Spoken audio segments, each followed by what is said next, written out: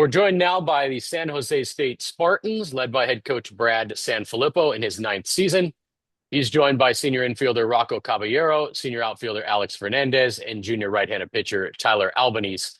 Coach Sanfilippo, if you want to start us off with an opening statement about your team in the fall leading up to 2026. Yeah, again, just appreciate the opportunity to talk about the Spartans. Great to be part of this Bay Area baseball community, but obviously with heavy hearts losing Coach Marcus and knowing that some programs in the Bay Area are hurting with that loss. So obviously it's felt all over, and the impact that Coach had on all of our programs in the college baseball community will be lasting forever. Obviously, I grew up in the Bay Area and had the opportunity to see some great programs and coaches, but I used to go sit at Sunken Diamond and watch those great teams, and so that's a huge loss and a huge impact for the programs and for college baseball community on the whole.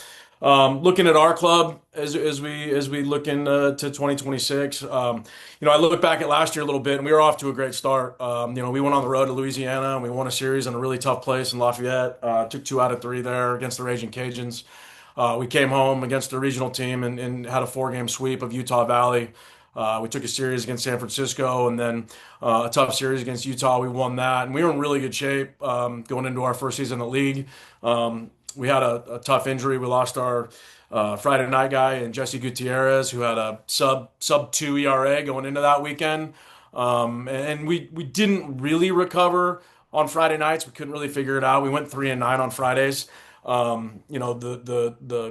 The gut punch of losing Jesse led to a little bit of good news in finding a real true Friday night guy too in Kyle Calzadiez, who in the second half of the Mountain West season led our conference in ERA.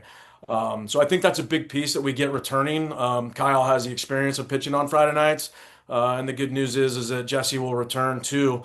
It looks good, looks healthy, but obviously easing him back in at appropriate time and what he can handle, we'll do a good job of that. So I think that as we go into the season and looking at our fall a little bit, hopefully I feel like we're a little deeper on the mound. I think that was an area that we really focused on this summer, was making sure that we added some pieces that we really could count on, on the weekends in terms of a depth piece. But I do feel like we're really older in that piece. Kyle will be a great Friday night guy. I think he's as talented as anybody in the Bay Area in terms of stuff. We'll return our Saturday starter and David Thomas. A little banged up a couple weeks ago, but I think the prognosis looks pretty good for him. And we feel really good about what he did last year. To have a back end guy like Tyler Albanese, all Mountain West Conference, pitched really well in the Cape this summer, has been, those are the hardest 3 outs to get. And when you have somebody who had, a sub 3 RA in that role, who had 9 saves in that role, I mean, that's a huge strength of us to have a back end guy like Tyler and the capabilities that he has in the back of the game. So we feel good with that. EJ McGrew returns. He was tied for the lead in our conference in wins last year. I think that he's a kind of a pitcher that can kind of pitch in any role. He may have to start opening weekend, and last year was a pretty good formula. With the lead on one of the weekend days, handing him the ball and being able to take us to Tyler or take us all the way home. So with him returning, I think that's really a really big piece, and it's a veteran pitching staff. We were able to add a few pieces. Some guys that we feel like will be able to help us. Dylan Smith from Northern Colorado has pitched a ton of innings, and has pitched them at elevation, which our conference is really important that you have some experience in doing that. And so he was a workhorse there, and that's a big add for us. We feel he's going to be able to help us. Certainly on the mound in a starting role, or in a role that we need. Landon Marchetti from UCSD, who pitched relief 2 years ago, pitched really well for them. Pitched a lot of relief innings and will come hopefully for us and add a role. Sam Boyle from the University of Oregon, and we've got some pieces that we feel like we added in the portal that are older pieces with experienced pieces that we feel like will be able to help us from the position player side of things. sitting with guys like this, Rocco Caballero, our shortstop, really made things go for us last year from an energy standpoint, from a defensive standpoint, just as quality of a shortstop as there was defensively in our league last year. Hit 325 in our conference, had 21 doubles, was an all-conference selection. Alex Fernandez. Alex had an unbelievable year, hitting 361. Had more walks than strikeouts, and he's a preseason all-conference player, picked by all the other coaches. He really dynamic at the top of our order. Did just a heck of a job last year in terms of what he brought to the table, and has had a really good fall.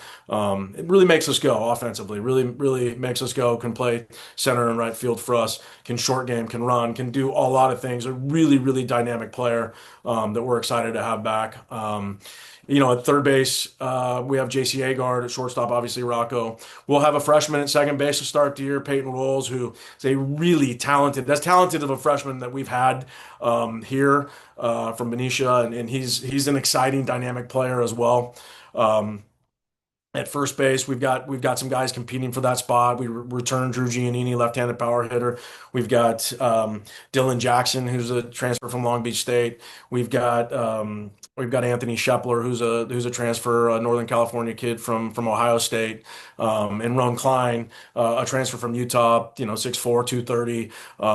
Just so we've got some pieces there that we'll have for a DH or a first base. We'll add Vince Gambardella from UNLV behind the plate, and some other catching depth that we brought in that we feel pretty good about. And then Jake McCoy in left field. He hit 9 homers for us, and hit over 300 in conference last year, and those it's a veteran lineup, and I think that's probably the bigger piece of the unknown right now offensively. What are we going to be? We've got pieces led here by Alex, anchor it right there with a Jake McCoy, and Rocco, I mean, with 21 doubles and some of those hits that he got. So I would say if you look at our starting pitching, I feel pretty good. It's older. It's in a pretty decent spot. The back end, I feel pretty good with Tyler. And then from the standpoint of the top of our lineup with Alex, you can defend at shortstop and in the middle with our freshman, and with Rocco. You added Jake McCoy there, and I feel okay about going into the season with what we've got and the experience that we have. Again, it's the Mountain West. It's tough. I will say that the toughness of these guys really showed. Again, fight to get into the tournament, but when we got there that last year, we were able to make a push, and we got to the championship game. Played an extra inning game into the 3 a.m. of the 2 a.m. of the Arizona night, and came back 4 hours later, and played the championship game. And so, hey, we went 3-3 against Nevada last year. We won a series at Nevada. We went 3-3 against Fresno. We won a series at Fresno. I think the toughness and the experience that these guys had last year in conference, with the conference that we play, and with their tournament run, I think they bring some confidence going into this year. But again, they know how people think of us, and that's fine. We'll play with a little bit of chip, and that hopefully will be some of the pushing factors for these guys as they go out, because again, I think these guys are really talented, and again, this leadership group right here, among some of the other guys, David Thomas has been an unbelievable leader. Jake McCoy has been a good leader. Kyle Calzadez, those guys have been good leaders. This older leadership that we have, I think, hopefully will bring Peyton Rolls and some of those guys along, so that we can withstand adding the Grand Canyon. This conference is a really good baseball team, and again, we know that our conference with San Diego State and with everybody, Fresno and Nevada returns a lot of good people. We just know that it's going to be a grind, and our schedule will hopefully prepare us for that. We'll open it up for questions now. We'll start with Eric Sorensen. Hey, Coach Sanfilippo, how you doing? Good to see you again, my man. Good seeing you. Yeah, man. You talked about in our questionnaire from D1 Baseball, you talked about like your 1 through 10. You touched on it obviously in your opening there, but you feel comfortable with your 1 through 10. Kind of, do you think this is like the deepest staff you've had in your years at San Jose State? And also, was the comfort factor of going into weekends and having Kyle and David as your 1 and 2 for Friday, Saturday? Yeah, I mean, I would like to say that this is our deepest staff. Obviously, you go into these things on paper and you feel good about things, and you know, and you just don't know how it plays out. I think we all go into it thinking that, we feel like, on paper it looks pretty good, and right now I would tell you on paper I think it does look pretty good. I think we spent a lot of time this summer trying to address maybe some shortcomings that we had, and make sure that we're getting some older arms, some bullpen pieces, some guys that have done it before. You look at a kid like Peter Herrick, who came from the University of Portland. Kyler Bacosa was a Division III arm. Some of these guys, they're older guys. They've pitched before, and you just got to put them in the right spot. Hopefully, I really believe in our coach, in our pitching coach, Josh Pike, who does a great job with development and maybe adding to some of these guys, their plus pitch or what it is that they do. So, yeah, a long way to answer your question. I feel good that there are a number of arms that we can trust as we get a little bit deeper into that pen. They've got experience before, and I think that hopefully we've done a good job of addressing some of those things as we head into the year here. Thanks. Shotgun Spratling. So Flip, what's the biggest difference in the Mountain West this season? When you add Grand Canyon, Washington State the last 2 years, what's different about the conference as a whole, whether it be scheduling or just the quality of players that you're facing?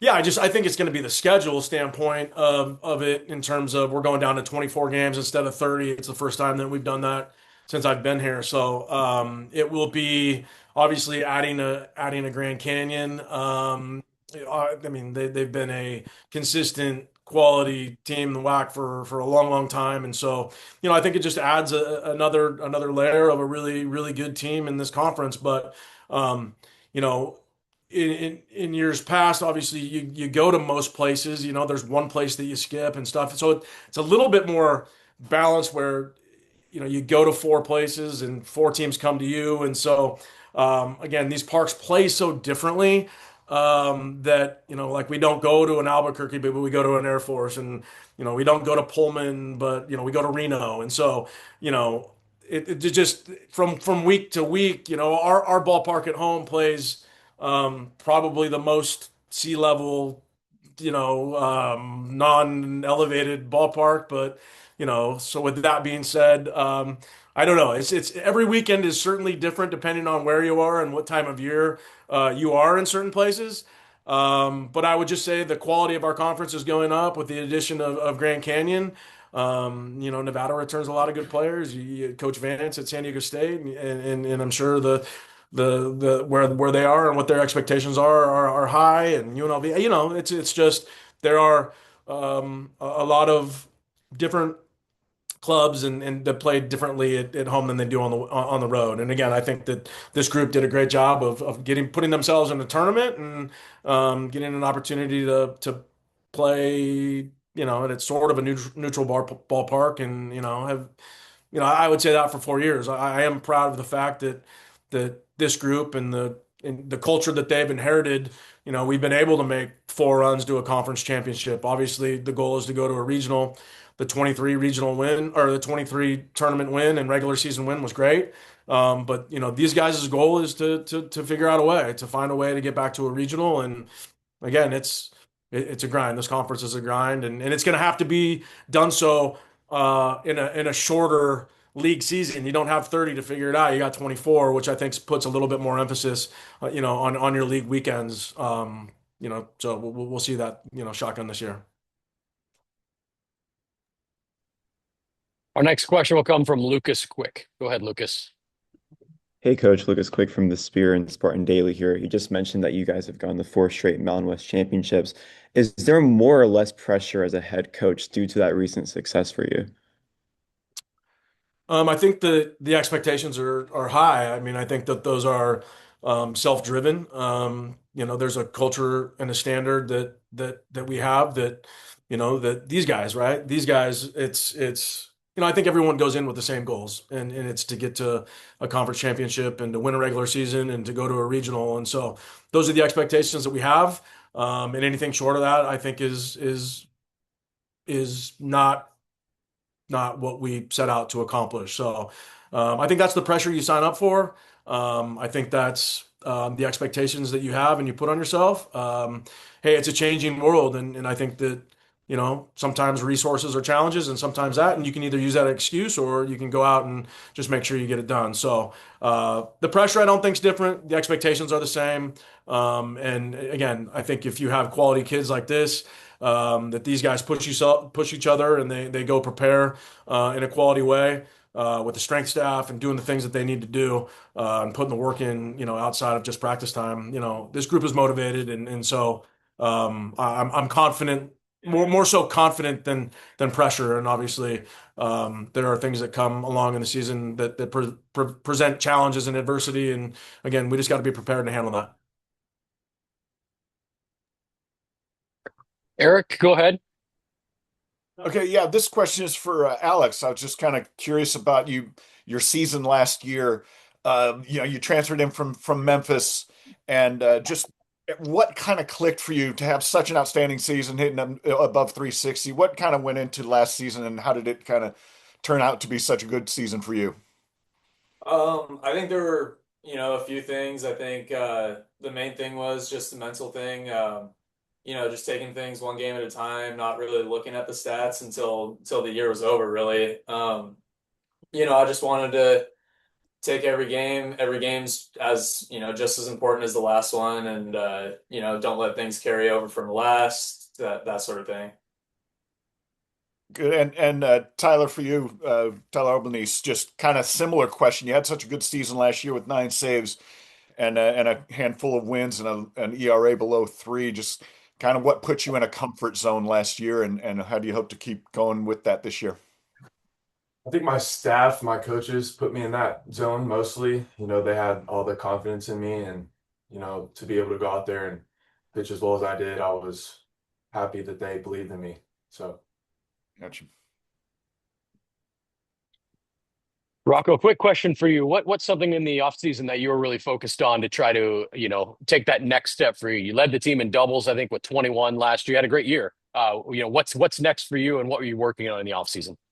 Probably, just try to be a little faster, be a little bit more twitchier.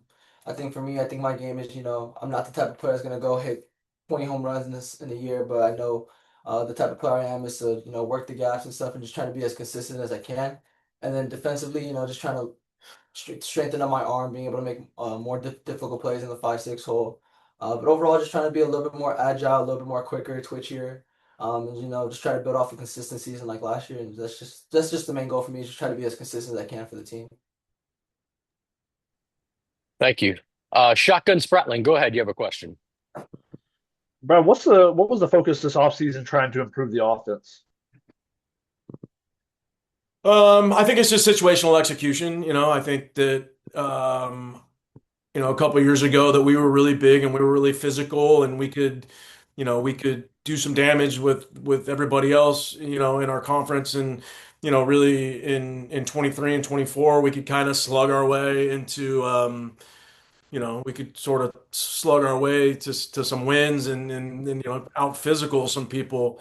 I think we're a little bit more, I would say, balanced. I don't know that we're as physical. We did try to address some of that physicality with the transfer portal. And so again, though, I think that if we're going to pitch and we're going to play defense, and that's how we're going to win games, we do need to be able to generate some offense, which I felt was, at times last year, we relied heavily on the two guys that are sitting here to make us go. If these two guys, maybe aren't at the peak of what they're doing, can we lengthen that lineup a little bit? Can we get some more production from a larger pool of guys? And again, I think that's execution, understanding situations, offense into the situation. And again, I think that we've spent just a lot of time. We really have to strike out less. We've got to get the ball in play. It really needs to be an emphasis for us to not give free outs away, to make things challenging on the defense by putting the ball in play. And I guess that's kind of a two-strike approach, a whole field approach in certain situations.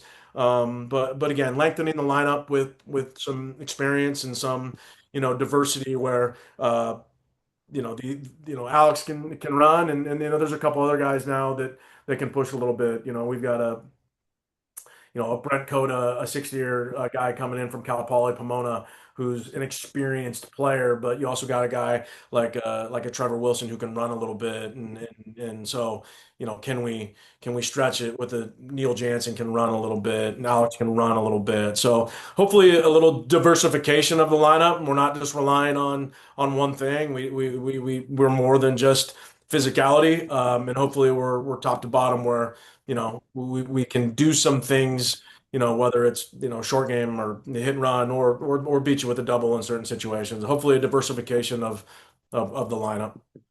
Gotcha. What's the expectation for Jesse Gutierrez? Coming off the TJ, do you expect to have him back at some point this season? And what role would he potentially have if he is able to come back?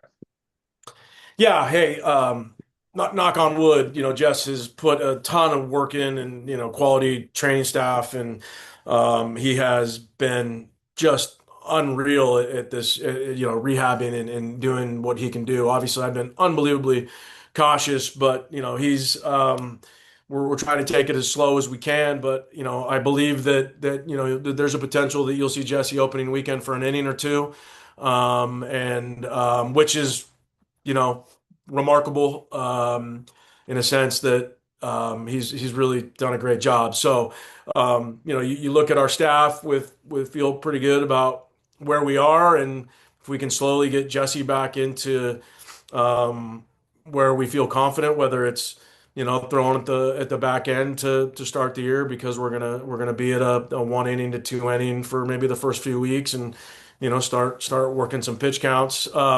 Hopefully, again, I don't want to put a timetable on it. We don't know how straight line these things are, but we're encouraged by what we see, and if we can get Jesse back to what he was, then I really believe that would be not only for him, because he's just such an unbelievable presence in this program from his freshman year on, and the way that he was pitching last year, under a two into the first 4 weekends was remarkable. But if we could get him back for his sake and for the sake of us, I really think that just adds to the strength of our pitching staff.